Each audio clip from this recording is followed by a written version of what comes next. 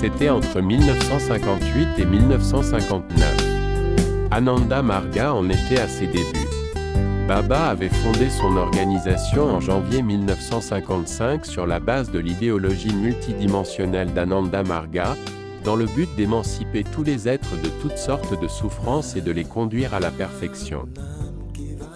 L'objectif de sa mission est Atma Moksha Artham Jaga Hitayacha, qui signifie libération de soi et service de tous.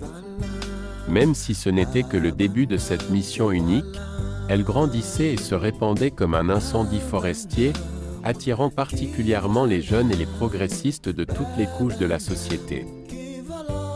J'avais entendu dire qu'Ananda Marga est une très bonne organisation et que tous ses membres sont de fervents moralistes et de stricts végétariens.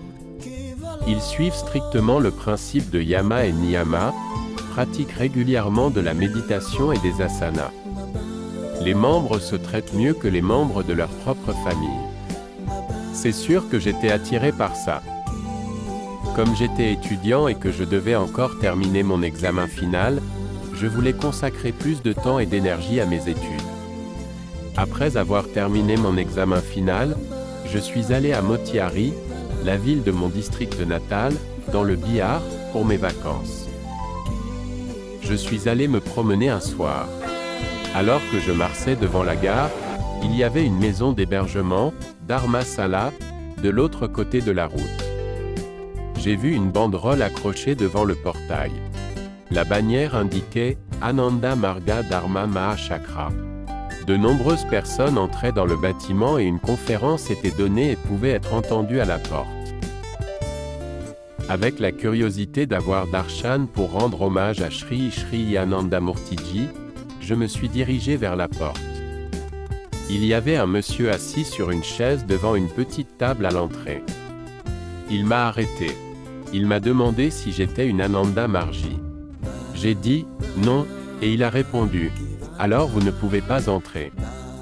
Seuls les Ananda Margis sont autorisés. » Je lui ai demandé de me permettre parce que je voudrais juste donner mon respect au grand homme.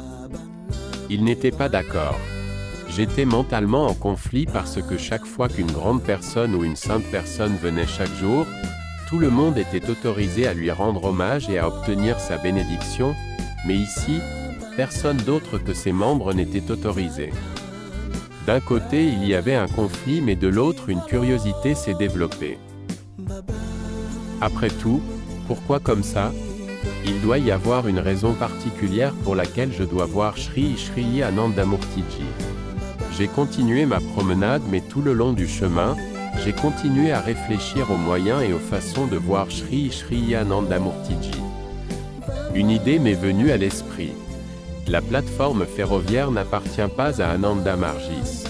Quand Gurudeva d'Ananda Marga partait, je le voyais. J'ai pris une très forte décision de le voir. Et, alors, j'ai découvert son horaire de départ et je me suis rendu bien avant l'heure de départ au quai de la gare et j'ai commencé à attendre son arrivée à la gare pour monter à bord du train. Quelques minutes avant l'heure de départ prévue, Baba est arrivé entouré d'Ananda Margis et est monté à bord du compartiment réservé de première classe. Il s'assit sur le siège qui lui était réservé, du côté de l'estrade. Les Margis se poussaient les uns les autres pour s'approcher de lui, le regarder de près et faire namaskar. Pendant un moment, je suis devenu nerveux en me demandant comment me rapprocher, mais je n'ai pas perdu espoir. J'avais encore l'espoir de le voir de près. Baba étendit ses deux mains par la fenêtre et saluait les Margis. Cependant, le train s'est mis à siffler et à avancer lentement. Les Margis se tenaient derrière et je courais pour observer Baba de près. Ses mains étaient toujours tendues devant les fenêtres. J'ai fait de mon mieux pour m'approcher de lui et il a touché mes deux joues avec ses mains tendues. C'était presque la fin du quai. Je regardais Baba dans le train et les larmes ont commencé à couler sur mes joues. Je ne savais pas ce qui m'était arrivé. Je me suis assis sur le dernier banc du quai dans cet état et j'ai continué à pleurer. Lorsque j'ai repris mes esprits et regardé ma montre, il était déjà 23h30. J'étais là depuis 3 heures. Puis je suis rentré chez moi. Des années plus tard, lorsque je suis allé chercher un contact personnel, Baba m'a demandé « Pourquoi as-tu tardé ?»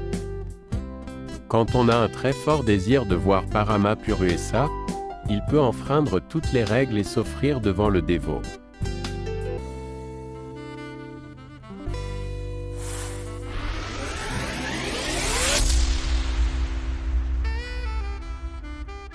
Thank you for watching.